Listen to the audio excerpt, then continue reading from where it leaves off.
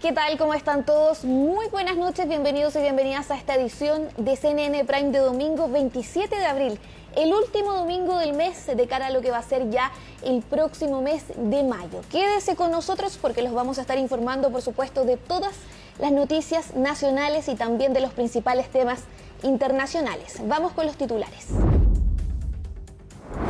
El ministro del Interior cree que la ex senadora Isabel Allende actuó de buena fe en relación a la fallida compra de la casa de su padre. Esto en medio de la polémica que surgió por las escuchas al ex jefe de asesores de presidencia Miguel Crispi, que mostrarían gestiones de la ex parlamentaria en relación a este caso. La abanderada presidencial del Partido Socialista, Paulina Bodanovich, defendió su candidatura a La Moneda en medio de las voces que han surgido para que baje su postulación. La senadora también señaló que hará lo que determine su partido, que la eligió como candidata. Miles de personas han llegado a visitar la tumba del Papa Francisco un día después de su funeral. Además, este lunes se podría conocer la fecha en que se realizará el cónclave para elegir al sucesor del sumo pontífice. Con Christian Endler como titular, el Olympique de Lyon cayó ante el Arsenal en las semifinales de la Champions League, quedando eliminado del torneo. Bueno, vamos a uno de los temas que ha marcado los últimos días y las últimas horas en los partidos políticos, principalmente en el oficialismo de cara a ya que faltan además 3 días solamente para que se termine el plazo por parte del Servicio Electoral para la inscripción de las distintas candidaturas a las primarias presidenciales del oficialismo. Recordemos que la oposición decidieron por no ir a primarias y finalmente la tensión está entre lo que son los partidos del socialismo democrático y ayer, este día sábado, durante este fin de semana, que el Partido Radical proclamó a Carolina Toá como su candidata presidencial. Así 3 de los 4 partidos del socialismo democrático tienen ya una carta presidencial definida, que es la ex ministra del Interior, Carolina Toá. ¿Qué ocurre entonces, por otro lado, con el Partido Socialista? Tensiona las relaciones con este partido porque todavía insisten en la decisión que tuvieron hace un par de semanas atrás de tener como carta presidencial a la senadora y presidenta del partido, la senadora Paulina Bodanovich. Se le ha consultado durante estos últimos días sobre estas definiciones en el socialismo democrático, también de la decisión de el Partido Radical de que fuera su candidata presidencial Carolina Toá. Ella no ha querido emitir declaraciones con respecto a si van a insistir con esta idea de que ella sea la candidata hasta último minuto, digamos, del plazo de las 23:59 horas del próximo 30 de abril para las inscripciones, bien digo, de las candidaturas presidenciales. ¿Qué se ha dicho, al menos por parte de las distintas candidatas en los últimos días, de las precandidatas? Por parte de Paulina Bodanovich, ella ha dicho que la circunstancia es que esto no es una decisión personal, sino que es una decisión del Partido Socialista, de su pleno del Comité Central, que por unanimidad más de 100 dirigentes de todo Chile determinaron la necesidad de tener una candidatura propia del Partido Socialista. También dijo que no va a ser un obstáculo ni va a ser objeto de división de su partido, del PS, que son respetuosos de las decisiones de los otros partidos políticos en torno a lo que decidió el Partido Radical. Pasemos a escuchar entonces qué dijo justamente durante esta jornada Paulina Bodanovich. Oiga, yo les agradezco el cariño y la insistencia, porque no sé a qué otro candidato le preguntan tanto lo mismo. Estamos trabajando, yo voy a hacer lo que determine mi partido, y el partido ha determinado que yo sea la candidata del Partido Socialista. No se cambia esa definición. Gracias. No se cambia. Bueno, y hay que contarles también que mientras ella realizaba, la senadora Bodanovich, el día sábado su primer encuentro programático, en paralelo y al mismo tiempo se estaba proclamando a Carolina Toá como la candidata presidencial, la carta de que va a competir en las primarias del oficialismo por parte del Partido Radical. ¿Qué ha dicho en los últimos días, en las últimas horas, Carolina Toá? Que tiene cariño por la senadora Paulina Bodanovich, que ellos tienen que reflexionar sus decisiones, que ella no va a hacer presiones a través de los medios de comunicación pero que está confiada de que van a ganar las primarias presidenciales. De esto han surgido distintas reacciones. Hay quienes esperan que el Partido Socialista tenga una postura y tome una decisión y un gesto político para la unidad del oficialismo y que puedan determinar y bajar la candidatura de Paulina Bodanovich. Y por otro lado, se espera que pueda existir esa tan esperada foto de la unidad por parte de los partidos del socialismo democrático y del oficialismo en general de cara a las próximas primarias y también las futuras elecciones presidenciales en noviembre. Pasemos a escuchar entonces parte de lo que han dicho los otros candidatos, porque recordemos que el actual panorama del oficialismo está con distintos candidatos incorporados ya y que están desplegados en los distintos territorios a nivel nacional, también principalmente en la región de Valparaíso durante los últimos días. El diputado Gonzalo Vinter, por ejemplo, que es el candidato presidencial del Frente Amplio, estuvo en la región de Valparaíso con los distintos parlamentarios de su partido. Por otro lado, Janet Jara, la candidata del Partido Comunista, ex ministra del Trabajo, también el diputado de la Federación Regionalista Verde Social, Jaime Mulet, y por otro lado están las otras dos candidatas, Carolina Toa del PPD, del Partido Liberal, que la apoyó también hace un par de días atrás, ahora el Partido Radical, y la senadora Paulina Bodanovich como la abanderada presidencial del Partido Socialista. Pasemos a escuchar entonces qué dijo justamente Janet Jara en los últimos días. Hemos conocido la encuesta en los últimos días, donde hay un virtual empate entre los tres candidatos que van a las primarias, que son Carolina Toa, Gonzalo Vinter y que les habla, y también está, por cierto, Paulina Bodanovich, que recientemente fue nombrada. Quiero señalar que este empate nos desafía a todas y a todos a tratar de hacer que esto sea más propositivo, más convocante, más entretenido, y en esa tarea es la que vamos a estar las próximas semanas, pero con respeto entre nosotros y con una capacidad clara de que quien gane la primaria al otro día va a tener disponible toda la fuerza de la izquierda y del progresismo chileno a su disposición.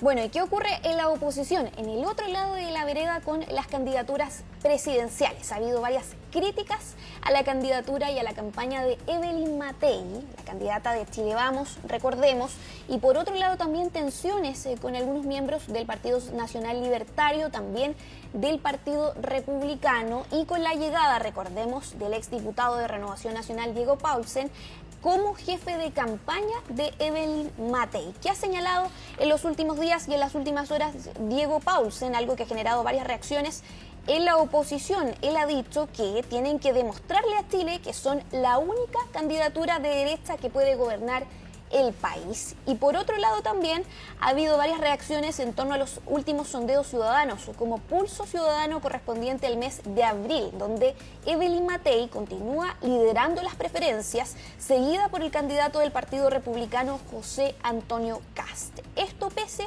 a que en las últimas semanas su candidatura ha sido bastante criticada por sus dichos, por ejemplo, en torno a la dictadura, y también tuvo un 22,8% con una baja de un 0,9%, siendo seguida, bien digo, por el líder del Partido Republicano, José Antonio Kast, con un 14,7%. Pasemos a escuchar entonces parte de lo que dijo durante esta jornada Evelyn Matei. Van a haber miles de encuestas. Encuestas buenas, encuestas malas, encuestas creíbles, encuestas no muy creíbles. A nosotros lo único que nos anima es enfrentar los problemas que tienen a los chilenos acongojados y poder darles una solución seria, una solución responsable, una solución pensada, pero una solución rápida también. Eso es lo que nos anima, y la verdad es que, perdón, yo no voy a estar comentando cada semana salen por lo menos 5 encuestas, además muy distintas unas entre otras. Así que, perdónenme, pero no me parece que ese sea lo que hoy día le está preocupando a los chilenos. Bueno, ¿y qué ha dicho el presidente del partido que representa finalmente a la candidata Matei, el diputado Guillermo Ramírez, presidente de la UDI, que ha dicho que Lo peor que pueden hacer es confiarse ante lo que van a ser las candidaturas y la competencia en las primarias de la izquierda, dice él. Y por otro lado también el diputado Cristian Lavé, que recordemos renunció a su militancia para poder apoyar la candidatura presidencial del diputado Johannes Kaiser del Partido Nacional Libertario, dice que la campaña de Matei es bastante errática y le envía un mensaje y emplaza a Diego Paulsen, jefe de campaña de Belén Matei, donde le dice que la arrogancia no es buena consejera. Esto ante los dichos de él de que tienen que demostrarle al país que son el único sector político que va a dar gobernabilidad, que son la única candidatura de derecha que puede gobernar el país. Pasemos a escuchar entonces parte de lo que han dicho y cuáles han sido esas reacciones. Evelyn Matei lleva 2 años liderando todas las encuestas, todas, y además de manera ininterrumpida. En la gran mayoría de ellas, además, con mucha distancia respecto a los otros candidatos. Creo que el peor error que nosotros podemos cometer es confiarnos. La izquierda es un rival muy duro, sabe ganar elecciones. Cuando parecen heridos o cuando parecen pasar por un mal momento, son capaces de pararse, unirse y dar la más feroz de las competencias. Evelyn Matei o Chile Vamos, la campaña de Evelyn Matei, ustedes lo vieron, los chilenos también, fue bastante errática. Y cuando uno es errático es cuando pierde el sentido de las convicciones. Evelyn Matei lo que hace con su campaña es tratar de hacer una ficción de primaria para beneficiarla a ella y finalmente se le termina cayendo, quiere decir que no hay ciertas convicciones. A ver, la arrogancia nunca es una buena consejera. Yo tengo la mejor impresión del señor Paulsen, pero empezar a arrogarse ya un triunfo creo que es un error. Bueno, pasamos a otro tema para contarles, y como le comentábamos también en titulares, que el ministro del Interior, Álvaro Elizalde, cree que la ex senadora Isabel Allende actuó de buena fe en torno a lo que fue la fallida compra de la casa de su padre. Álvaro Elizalde recalcó que el propio presidente Gabriel Boric, quien señaló que el Estado chileno tomó la decisión, Álvaro Elizalde recalcó que fue el propio presidente Gabriel Boric quien señaló que el Estado chileno tomó la decisión de adquirir el inmueble del exmandatario Salvador Allende, así como la del expresidente Patricio Aylwin, para preservar el patrimonio histórico. Estas declaraciones se dan en medio de la polémica que ha surgido por las escuchas de la Policía de Investigaciones al ex jefe de asesores de la presidencia, Miguel Crispi. En una conversación telefónica, Crispi le habría relatado a su madre que fue Isabel Allende y su abogado quienes insistieron en concretar la compraventa de la casa, situación que fue tajantemente negada por la ex parlamentaria. Yo creo que la senadora Allende ha actuado de buena fe en el marco de una política de adquisición de sitios de memoria histórica, en este caso las casas de los expresidentes, que por lo demás fue una decisión que se adoptó con total transparencia en el marco de la ley de presupuesto. Cuestión distinta es que la implementación de la adquisición específica de esta casa no se haya llevado adelante de manera adecuada y por eso se tomó la decisión del gobierno de no perseverar. Pero estamos hablando de una conversación que él tenía con su madre y con la, ¿cómo decirlo?, informalidad propia de ese tipo de conversación. El llamado de Crispi, interceptado por la Fiscalía buscando las platas de Procultura en que se encuentran sorpresivamente con esto, es un indicio de que Isabel Allende al parecer estaba más enterada y más involucrada de lo que todos pensábamos y de lo que había sido el relato del socialismo democrático. Bueno, les contamos que familiares de los 3 carabineros asesinados hace un año en Cañete participaron de un homenaje en el marco del aniversario número 98 de la institución. Hasta la comisaría de Los Álamos llegaron autoridades, policías y vecinos para destacar el trabajo de carabineros durante este último año y para recordar a los suboficiales mayores Carlos Cisterna, Sergio Arévalo y Misael Vidal, emboscados durante un patrullaje en la comuna. Actualmente, 4 personas están formalizadas por el hecho. Tras el término del homenaje, el fiscal regional de la Araucanía afirmó que se están realizando las últimas diligencias para cerrar la investigación y con ello acusar a los imputados. Además, señaló que el número de involucrados sería mucho menor a lo considerado en un principio. Bueno, esta es una investigación que ha avanzado bastante más rápido de lo que teníamos presupuestado, no obstante las serias dificultades que presentaba desde un inicio. En este momento estamos trabajando en la realización de las últimas diligencias que han solicitado algunos intervinientes. Esperamos que con el resultado de esa diligencia ya estemos en condiciones de cerrar la investigación y poder también presentar la acusación prontamente. La petición de pena solo la vamos a dar a conocer una vez que presentemos la acusación, pero los delitos que hemos atribuido son delitos muy graves que tienen penas que llegan a los más altos que contempla nuestra legislación. Bueno, nosotros vamos a una breve pausa, ya volvemos con todas las informaciones a CNN Prime.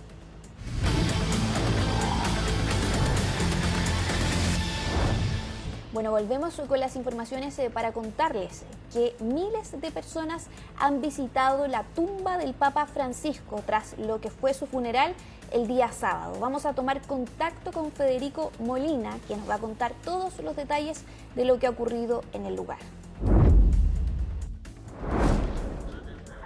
Hola, ¿qué tal? ¿Cómo están? Muy buenas noches. Una ciudad de Roma que sigue con lo que han sido el proceso luego de la muerte del Papa Francisco el pasado lunes 21.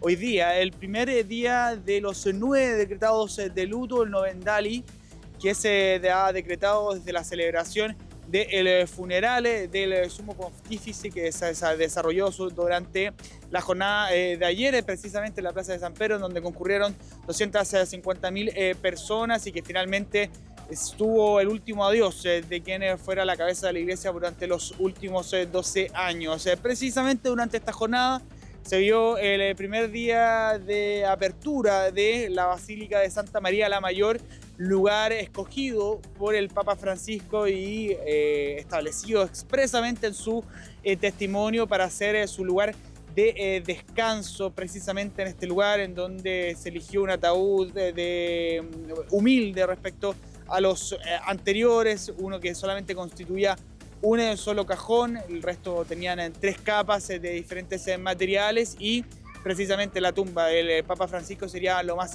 sería simple, como había dicho él en su testamento, con solo la inscripción de su nombre en latín en su exterior. Precisamente durante esta jornada fue la primera que estuvo abierta a los distintos visitantes de la ciudad de Roma, precisamente, y que según números entregados por el Vaticano fueron cerca de 30.000 los fieles que se acercaron hasta este lugar para poder despedirse del sumo pontífice y visitar esta tumba que, recordémoslo, durante la jornada de ayer lo llevó su cuerpo desde el Vaticano y la Basílica de San Pedro, donde había sido velado durante los últimos 3 días, hasta este lugar para su descanso eterno. Algo novedoso, recordémoslo, es un papa que eligió ser enterrado fuera del Vaticano, algo que no ocurría hace bastante tiempo y que por eso mismo llamó la atención. Pudimos estar ahí precisamente, poder conversar con parte de los fieles que habían llegado hasta este lugar. Es un lugar muchísimo más céntrico de Roma, cerca de Termini, que es uno de los principales puntos de esta ciudad, donde llegan la mayoría de los trenes y también un punto en que también conecta con el resto de los lugares cercanos a Roma. Pasemos a escuchar lo que pudimos conversar con ellos, algunos argentinos, por ejemplo, compatriotas del Papa Bergoglio, y que nos contaban parte de lo que había sido su experiencia ayer, precisamente en el funeral, y hoy día, durante esta primera apertura de la Basílica de Santa María la Mayor, que tuvo su primera jornada con el Papa Francisco en su interior. Pasemos a escuchar lo que pudimos conversar con ellos. Sinceramente no me sorprendió encontrarme con una tumba tan sencilla porque describe lo que fue Francisco en vida, que fue pura humildad, pura sencillez. Sabemos que él, siempre que iba a algún viaje, se encomendaba a Nuestra Señora y para él es muy especial, es un sitio muy especial. Ahí estaban parte de las conversaciones con los fieles durante esta jornada a las afueras de Santa María la Mayor, un lugar en donde descansarán los restos de el Papa Francisco precisamente, y que también suscitó interés por parte de la prensa y también de los fieles debido a que durante esta jornada también asistieron los miembros del Colegio Cardenalicio a esta primera misa luego de los funerales del Papa Francisco, y que al momento de salir de la misma fueron abordados por la prensa internacional y que estaban intentando tener algún tipo de acercamiento, alguna pista de lo que será este proceso del cónclave, que recordémoslo, cumple con ciertos aspectos que lo hacen un proceso completamente hermético, sin poder tener contacto con el resto de las personas. Todos los cardenales en los edificios de Santa Marta, en donde fueron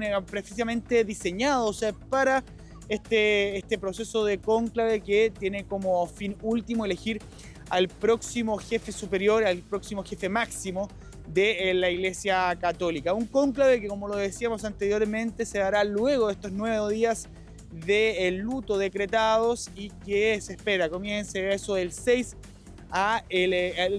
al 6 de mayo, y que tendrá como tarea encontrar al nuevo jefe de la Iglesia Católica. Un cónclave que, recordémoslo, tendrá un colegio cardenalicio que tendrá la composición con menos miembros europeos en la historia de este órgano, que contará con varios de los cardenales, casi el 80% de ellos elegidos por el Papa Francisco, en lo cual se espera sea un proceso de mucho hermetismo, de muchas especulaciones por lo que pueda pasar, si es que se elegirá a un nuevo Papa continuador de la línea del Papa Francisco, o se optará por otro camino para la Iglesia Católica. Sobre esos detalles vamos a estar contándoles durante la semana en CNN Chile, para poder conocer cuáles serán las líneas, las discusiones y también las posibilidades que tienen cada uno de estos miembros del Colegio Cardenalicio, de 133 de los cardenales que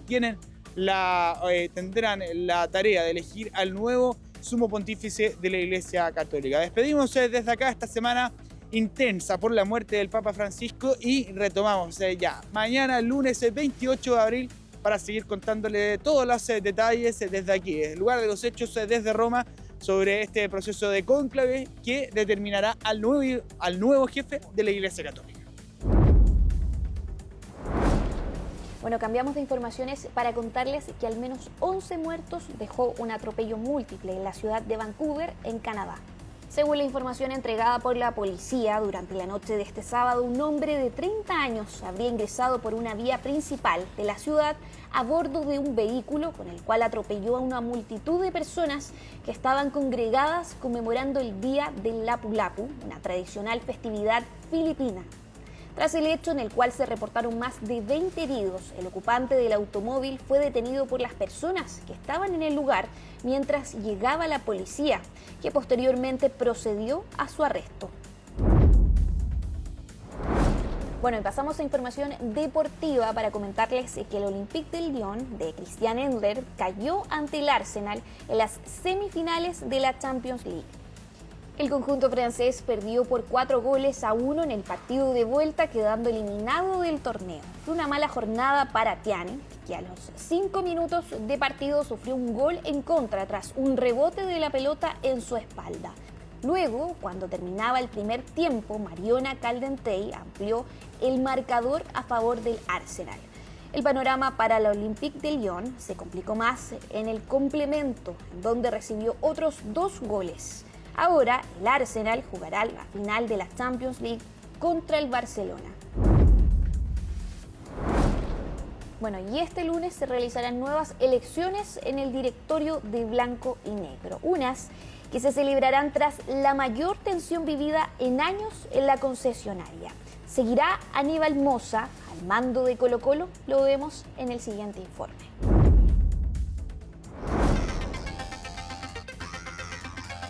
Llega abril y los dos bloques se ven las caras nuevamente. Como ha sido la tónica de los últimos años, Blanco y Negro realiza la Junta Ordinaria de Accionistas, la que definirá el nuevo directorio de la concesionaria. Una que llega tras la mayor tensión en años. ¿Se acuerdan de estas imágenes? Aníbal Mosa saliendo de un directorio acusando una agresión de Carlos Cortés. Muy afectado porque verte de repente en el piso, el presidente de una institución en el piso, y no porque me enredé con unos cables, sino que me tiraron al piso. Finalmente, tras semanas, la justicia decretó la suspensión condicional del procedimiento. Sin embargo, la tensión sigue existiendo. La Fiscalía tiene trabajo mucho más importante que estar preocupándose que un señor que se tropezó con un cable y se le generó un 1:15 y mueva todo un aparato judicial y un aparato de fiscalía para sus fines. Y claramente esto tenía una finalidad política. Un directorio que a ojos del país está más blanco y negro que nunca. Pero recordemos cómo se compone. El bloque de Leonidas Vial cuenta con 4 asientos. El Club Social y Deportivo Colo-Colo con 2. El bloque de Aníbal Mosa cuenta con 3. Por ende, el Club Social termina inclinando la balanza para elegir al presidente. Ni ahora ni en el pasado nunca nos movió el poder por el poder. Nuestras decisiones siempre van a ir orientadas a lo que creemos que es mejor para Colo-Colo deportivamente. Y los dos bloques han hecho ofrecimientos importantes. En la presentación de la maqueta del nuevo estadio, Aníbal Mosa se comprometió a realizar un recinto deportivo para las ramas deportivas del Club Social. Y por otro lado, el bloque de Leonidas Vial ofreció la presidencia del club a cambio que voten por ellos. De ser así, el nuevo presidente podría ser Edmundo Valladares. Sin duda, es una decisión difícil, pero en los bloques algo está claro. Las ganas, tengo la fuerza, tengo el ánimo y esperemos poder continuar para poder ir engrandeciendo más esta institución. Lo que a mí me gustaría respecto a las próximas elecciones y viendo todos estos acontecimientos es que hay que sacar fuera de la institución definitivamente a las personas que nos ponen por delante de la institución respecto a los intereses personales, a la popularidad. Que espero seriamente como hincha de Colo-Colo que nos siga el mando de la institución. Elección que se realizará este lunes tras la Junta Ordinaria de Accionistas. ¿Habrá nuevo mandato o seguirá Aníbal Mosa? Solo horas para conocer la decisión. Bueno, hasta acá llegamos con las informaciones. Nos vemos en una próxima edición de CNN Prime, acá en CNN Chile. Quédese conectados con nosotros porque ya volveremos a actualizar todas las noticias nacionales y también, por supuesto, internacionales. Que esté muy bien.